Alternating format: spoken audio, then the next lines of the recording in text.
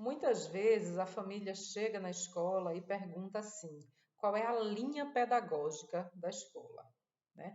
Essa é uma pergunta muito importante, porque a linha pedagógica da escola precisa estar alinhada, ou seja, atender às expectativas da família, dos pais daquela criança. Né? Então, conhecer a linha pedagógica da escola, muito mais que uma questão meramente teórica, é fundamental para a família entender as práticas pedagógicas que são desenvolvidas naquela escola, para a família entender como é organizado o cotidiano escolar, para a família entender como é estruturado o processo de avaliação e como são desenvolvidos, né, o currículo, as aulas, a aplicação dos materiais didáticos, etc, etc, etc. Né? Muita família não pergunta por isso, né? Qual é a linha pedagógica, né? E aí no meio do caminho tem aquela dúvida, aquela decepção às vezes, porque não esperava, não sabia que funcionava assim e tal. Mas é uma pergunta muito importante para você fazer na escola do seu filho. Qual é a linha pedagógica, né? E tem várias linhas pedagógicas, tem muitas, né? Tem a educação clássica, tem o construtivismo, tem o socio-interacionismo, tem as pedagogias específicas, né? Que são escolas de pedagogias específicas de, por exemplo, uma religião ou um tipo de conduta. Né? Tem a pedagogia Waldorf, que também é muito específica, tem toda uma estruturação individual, né? Muito singular. Então, a linha pedagógica da escola, ela é o que lastreia todo o projeto pedagógico. Né? A linha pedagógica vai dizer como é a visão da escola de ser humano, de currículo, de aluno, de família, de trabalho, etc. Então, a linha pedagógica é o que vai determinar como é que se dá essa relação na prática. Né? Então, acho que essa pergunta é muito pertinente. Né? Todas as famílias deveriam perguntar na escola qual é a linha pedagógica. Né? Qual a linha pedagógica da escola? Como é que a escola vivencia o processo de ensino-aprendizagem em sala de aula? Como é que a escola vivencia a relação entre os educadores e os alunos? Qual é a percepção da escola, dos profissionais de educação, dos professores, do sujeito aluno? Como é que a escola se relaciona com todos os educadores e com as famílias? Como é que a escola se relaciona com as questões globais, externas à escola, né? Questões estratégicas globais do mundo, da convivência e da vida atual, né? Como é que a escola se relaciona com o mundo do trabalho, por exemplo, né? Então, tudo isso vem da visão filosófica da escola, da perspectiva, da premissa pedagógica, que é qual a teoria pedagógica que a escola acolheu para ser o seu lastro estruturador de todos os seus programas, de todos os seus cursos, de todos os níveis, né? E a partir de que ela elaborou o seu projeto pedagógico. Então, é uma pergunta muito importante e às vezes ela é feita, mas não é bem respondida, né? Porque o que a família precisa entender de como funciona a escola é como é a teoria pedagógica na prática. Como é que a teoria pedagógica se desenvolve na prática? Por exemplo, muita gente fala sobre o construtivismo sem nem saber direito o que é o construtivismo.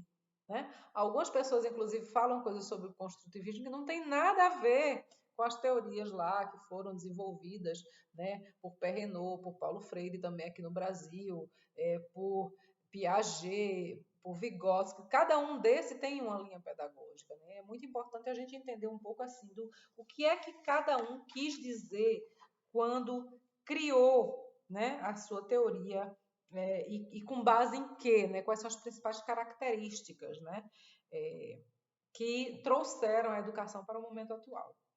Como aqui é um vídeo curto, eu vou falar brevemente sobre pelo menos 4 principais linhas pedagógicas aqui que a escola pode endereçar em relação ao seu projeto pedagógico, né?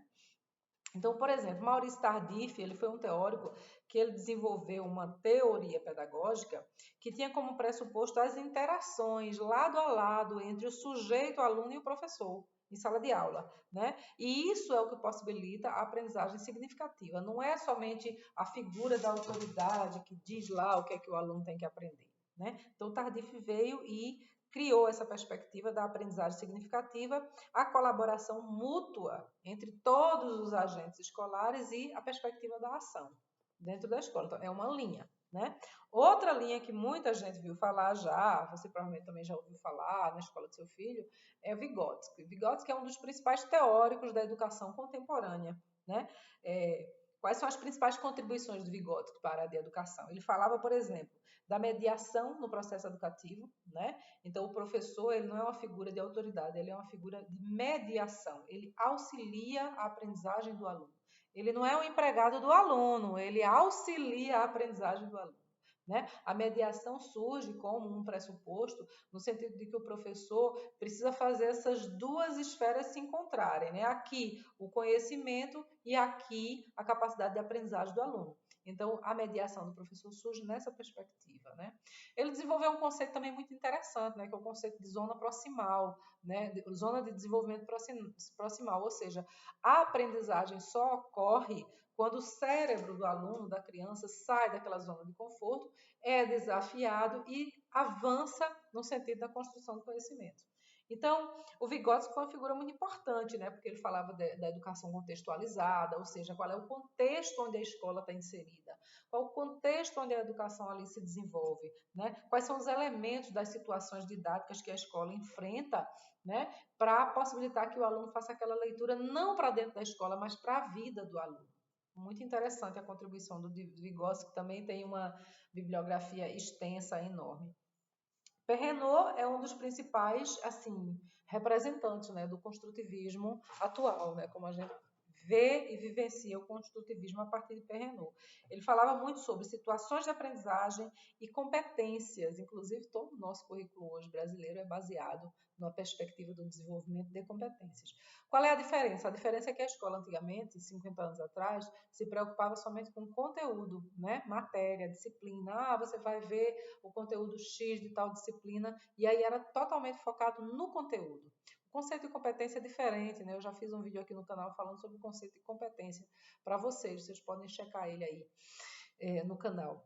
E aí veio Perrenot e trouxe o conceito de competência, né, como condição para a aprendizagem efetiva e meio que avançou na perspectiva educacional com a ideia do desenvolvimento de competências e não na teoria clássica, né, da educação que é focada somente muito em conteúdo, né? Então, esses são os principais nomes internacionais hoje que defendiam uma linha metodológica. Montessori foi uma das linhas mais utilizadas aqui no Brasil depois dos anos 90, né, com a nova escola no Brasil. E Montessori ela trazia uma linha de educação muito específica, voltada ali para os anos iniciais e para as crianças da educação infantil, que era a educação, a escola como uma segunda casa do aluno. Então, a educação tinha muito o aspecto sensorial, de desenvolver os sentidos, desenvolver as habilidades e muito focada também na convivência dentro da escola, entre os grupos e das crianças com os adultos. Então, Montessori também é um nome muito conhecido. Estou falando de teorias mais antigas, né? Hoje, se a gente for falar, por exemplo, de teorias novas, você tem por exemplo, a experiência de Reggio Emilia na Itália, que tem referenciado experiências de educação no mundo inteiro. Você tem outras correntes teóricas, pedagógicas da educação, que são de grupos específicos, né? Mas, a nível mundial, essas são as experiências que despontam realmente como experiências significativas, né? E você tem, claro, as linhas, né, do desenvolvimento da primeira infância, principalmente baseada no livro As 100 Linguagens da Criança, que é um livro que orienta e orientou muitas escolas nos últimos anos para o desenvolvimento da criança, o desenvolvimento global da criança bem pequena, como está na legislação, em relação às primeiras séries, né, aos primeiros anos de entrada na escola, crianças do grupo 3, grupo 4, grupo 1 e 2, né, que são crianças que ainda estão no que a gente chamava de pré-escola antigamente e que hoje se chama educação infantil.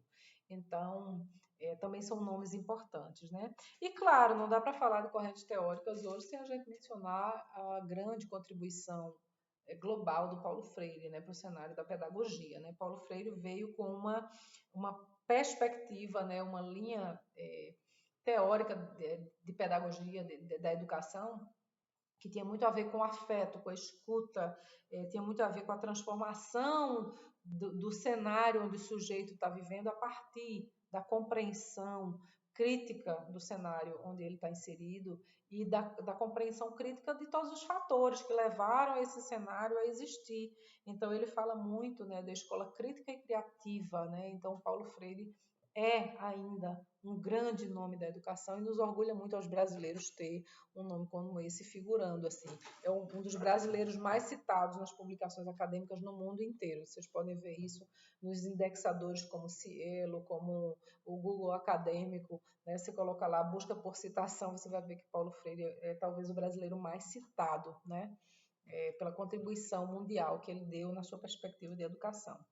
Então, é claro, aqui é um resumo, né? É importante que a família que está interessada em saber qual é a linha pedagógica da escola pesquise mais, escute outras opiniões, leia a respeito e, principalmente, converse com a escola para entender como a escola faz essa virada prática, né, da teoria em seu cotidiano escolar, na sua rotina, que vai implicar no envolvimento do filho e da família, do seu filho e da família. Então, o objetivo desse vídeo era esse. Eu sou Ana Moraes, sou professora, trabalho com educação há mais de 25 anos e eu espero que o conhecimento que eu estou compartilhando aqui com você seja útil e ajude você a conhecer melhor a escola do seu filho para 2024, quiçá. Muito obrigada. Assine o canal se você achar que é ok.